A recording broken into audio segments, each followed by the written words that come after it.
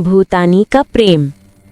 एक शांत और घने जंगल के बीच एक छोटा सा पहाड़ी गांव था जिसका नाम था भूतानीपुर।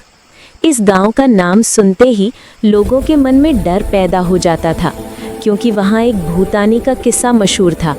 कहते थे कि रात होते ही एक सफ़ेद साया जंगल से निकलकर पहाड़ी के ऊपर जा बैठता था, पर सच क्या था ये कोई नहीं जानता था। गांव में रहने वाली एक दयालु लड़की की गुड़िया बहादुर थी और उसे इन कहानियों पे ज़रा भी भरोसा नहीं था। वो हमेशा कहती, अगर कोई दुख में है तो उसकी मदद करनी चाहिए, चाहे वो इंसान हो या कोई और। एक दिन गुड़िया जंगल में फूल चुनने गई। अचानक उसे किसी के रोने की आवाज़ सुनाई दी। वो डरते डरते उस दिशा में बढ़ी। घने पेड़ों के बीच उसे एक लंबा दुबला पतला सफ़ेद साया दिखा। यही भूतानी था, लेकिन गुड़िया हैरान थी कि वो डराने के बजाय बहुत उदास लग रहा था। गुड़िया ने हिम्मत कर पूछा, तुम रो क्यों रहे हो? भूतानी ने धीमी आवाज़ में कहा, मैं कोई भूत नहीं हूँ, मैं इस गांव का ही युवक भुवन हूँ। एक दुर्घटना में मेरा शरीर घायल हो गया। मैं लोगों के सामने आने से डरता हूँ, इसलिए सबने मुझे भूत समझ लिया। गुड़िया ने उसे ध्यान से देखा।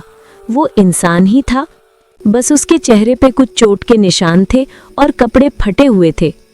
गुड़िया ने मुस्कुराते हुए कहा, अगर तुम सच में इंसान हो तो डरना छोड़ो, गांव वाले तुम्हारी मदद करेंगे। धीरे धीरे गुड़िया रोज भुवन के लिए खाना लाने लगी, उसकी देखभाल करती रही। भुवन का दिल गुड़िया के प्रेम और दया से भर गया। वो दिन प्रतिदिन ठीक होने लगा। एक शाम गुड़िया ने कहा, अब तुम्हें गांव वापस चलना चाहिए। गुड़िया के साथ भुवन गांव पहुंचा। पहले गांव वाले डर गए, पर जब सच पता चला तो सब ने उसे गले लगा लिया। भुवन लोगों के बीच वापस लौट आया और सबको गुड़िया की बहादुरी और प्यार की कहानी सुनाई। धीरे धीरे दोनों के बीच गहरी दोस्ती पनपी और फिर वही दोस्ती एक पवित्र प्रेम में बदल गई। गांव वालों ने उनका स्वागत किया और भूतानीपुर का डर हमेशा के लिए खत्म हो गया। गुड़िया और भुवन की कहानी साबित करती है कि प्यार और दया किसी भी डर या अंधविश्वास से ज्यादा ताकतवर होती है। वीडियो को लाइक करें, कमेंट करें और सब्सक्राइब करें।